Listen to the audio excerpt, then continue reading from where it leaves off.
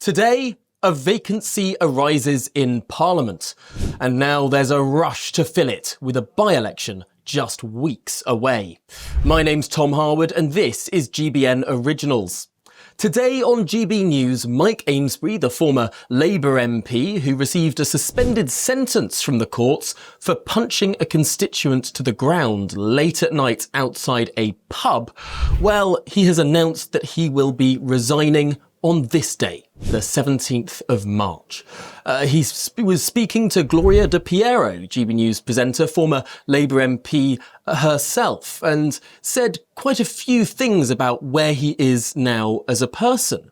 He doesn't know what job he will be doing next. He has put his home up onto the market for sale, and he has done the, some would say, honourable thing of resigning rather than allowing a recall petition to go ahead for 6 weeks, as it would, to allow for 10% of the constituents of Runcorn to force forward a by-election and only then for it to be called. No, now that Mike Amesbury has resigned his seat, there can be what's known as the moving of the writ, the start of the process for that by-election to take place.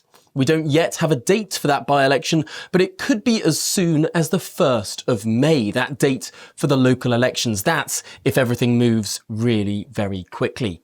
Some candidates have so far been selected. The Conservatives, the Labour Party, and indeed the Greens have selected their candidates. The Reform Party is still yet to select theirs. That announcement no doubt coming in the coming days. And looking at the polling around this by-election, it does look like it is becoming, at least at this stage, a two-horse race. The Labour Party won by a considerable margin at the last election, but the Reform Party were in second place. And of the polling that has been carried out, for example, the polling done by Lord Ashcroft in recent days, it does seem like it is almost neck and neck now between the Labour Party and the Reform Party. The traditional by-election squeeze of other parties as voters rush towards the horses that look like they're in the lead. Are we going to see quite a lot of tactical voting in this now nailed-on by-election? Quite possibly.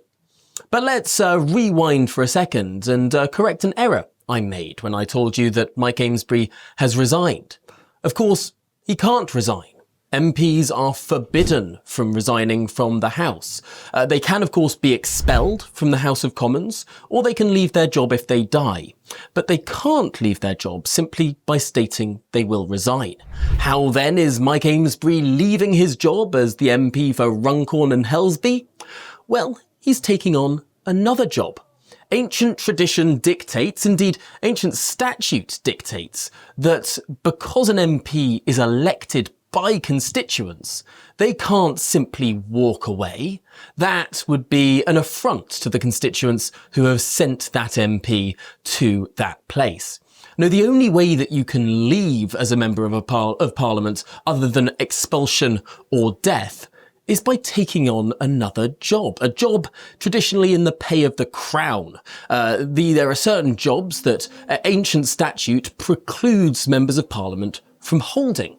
And that means that if an MP wants to, in effect, resign, they take on one of those jobs. There are two offices that used to be in the pay of the Crown. I have to say they are now unpaid, but there are two offices that MPs take up in order to leave the Commons. It's a quirk of old British tradition.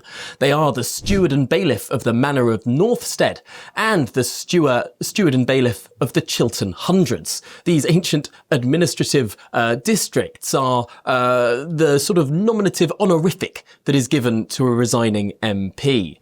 It's likely that Mr Amesbury will take the Chiltern Hundreds, as it's known. That means that he will have the title of being the steward and bailiff of the Chiltern Hundreds until the next MP, or perhaps the next MP but one, because it sort of alternates between the two of them, resigns. Usually over the course of a parliament, we'll have several stewards and bailiffs of the Chiltern Hundreds and of the Manor of Northstead. It's a quirk of British tradition, but I think that's one of the most wonderful things about our peculiar and ancient constitution. When you have a monarchy that has lasted for 1,000 years, when you have a parliament that has lasted almost as long as that, you get these quirks and these peculiarities, and that's what makes this country so very special.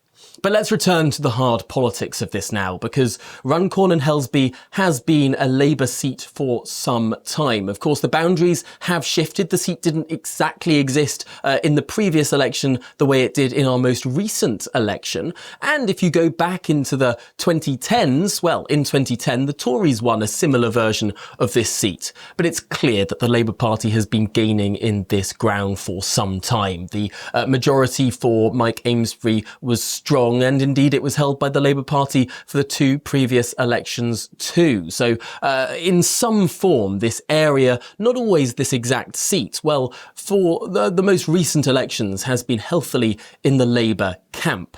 It would be an uphill task for an opposition party to win this seat, but it does seem that the groundwork has already started to go in. The Reform Party has been working this seat now for months, since the possibility of a by-election began to be discussed. There have been leafleting rounds by the Reform Party. There have been poster campaigns in the seat by the Reform Party. They see this as a make or break moment. After the difficulty that the Reform Party has had in the last couple of weeks, they've had to suspend one of their MPs, suspend the whip from Rupert Lowe. This has caused huge consternation and has coincided with a slight dip in the polls for the Reform Party, now on average just slightly behind the Labour Party, whereas last month the Reform Party was in pole position, first place across the average of all the pollsters. Now, is this dip to do with the internal wranglings of the Reform Party, the perceived division, or could it be that the Labour Party is having a slight boost, with Keir Starmer's visit to the White House going seemingly successfully, with the UK government seemingly taking a sort of leading role in organising what they're describing as a coalition of the willing to create the conditions for peace in Ukraine? Could there be a slight poll boost by making Keir Starmer look slightly more prime ministerial than perhaps he did in recent months? There's always a slight boost when prime ministers are able to strut around the world stage, be praised by politicians and shake hands with powerful countries. That could, of course, be feeding into this too. But maybe there's something deeper going on.